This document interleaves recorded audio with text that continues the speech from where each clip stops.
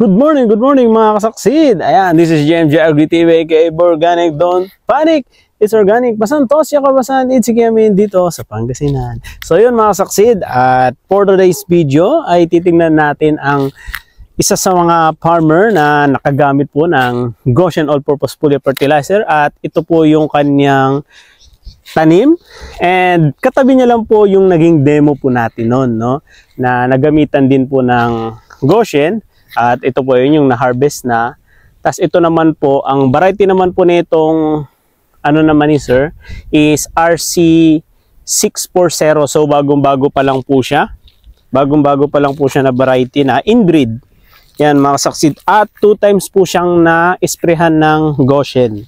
Kaya ito po yung kanyang sitwasyon ngayon. Ang sabi naman ni sir is nakabawi po yung paglaki. Nakita niya na yung epekto kahit 2 times pa lang po siya na-sprayhan.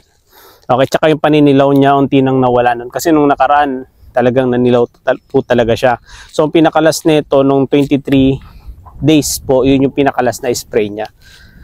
So, ito na po siya. Siguro ito mga nasa more or less, ano na po to, mga 30 plus na. 30 plus na po itong tanim ni Sir Marvin. Ayan. So, ito po mga kasaksid, tingnan po natin. So, ayan mga kasaksid, at ito na po yung kanyang tanim na RC640. Ayan, nawala na po yung mga dilaw-dilaw niya. Kasi nung nakaraan may mga dilaw-dilaw siya. At testing nila to. Ayan, lumabas na rin yung mga dahon niya. Yung uhay niya. Nagsilabasa na rin. At i-spray niya to sa 45 days na.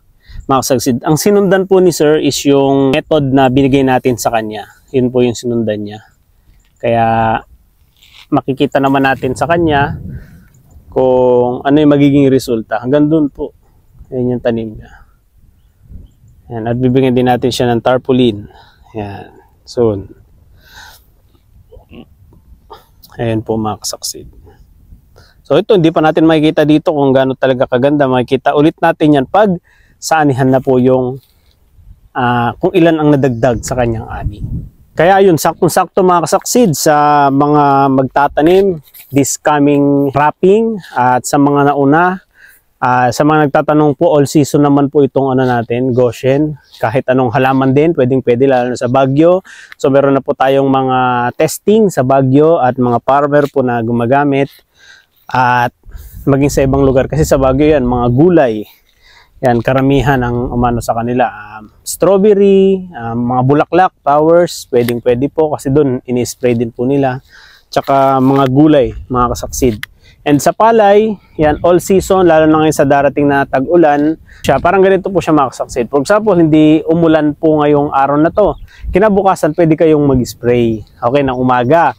Tapos, biglang umulan, mga after 15 minutes, 10 minutes or 15 minutes, nakakapit na po doon yung ating foliar fertilizer na makatulong para mas maboost at mas mabilis lumaki po yung ating mga tanim.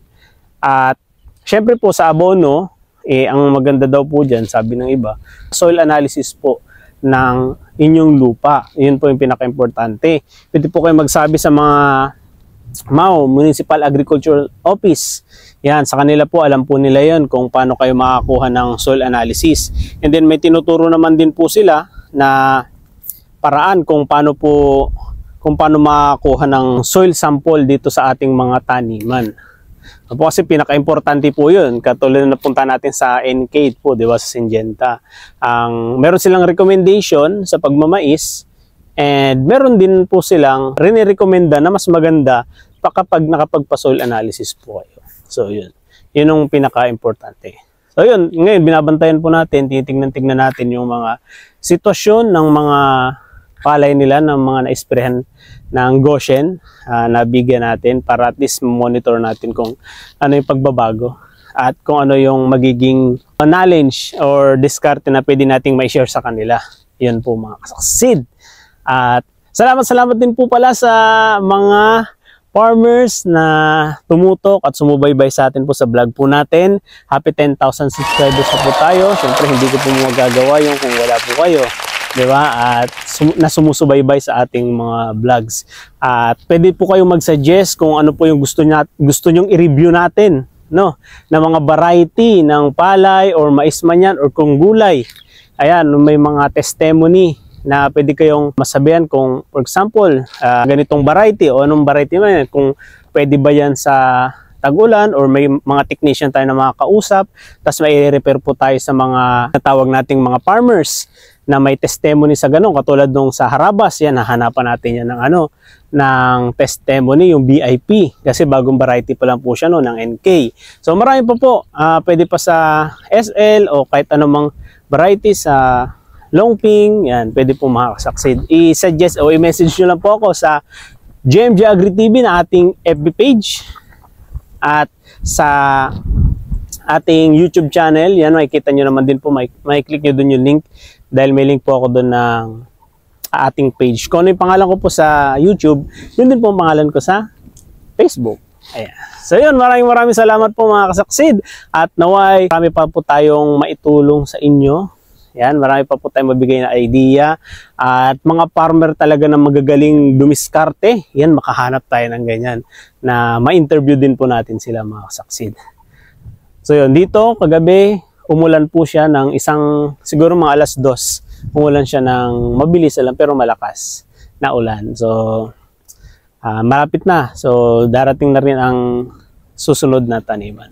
So yun, maraming salamat po sa inyo mga kasaksid. Please like, comment, and subscribe sa ating YouTube channel and please click the notification bell para lagi po kayo updated sa lahat ng videos po natin. Maraming salamat po. Ingat po kayo.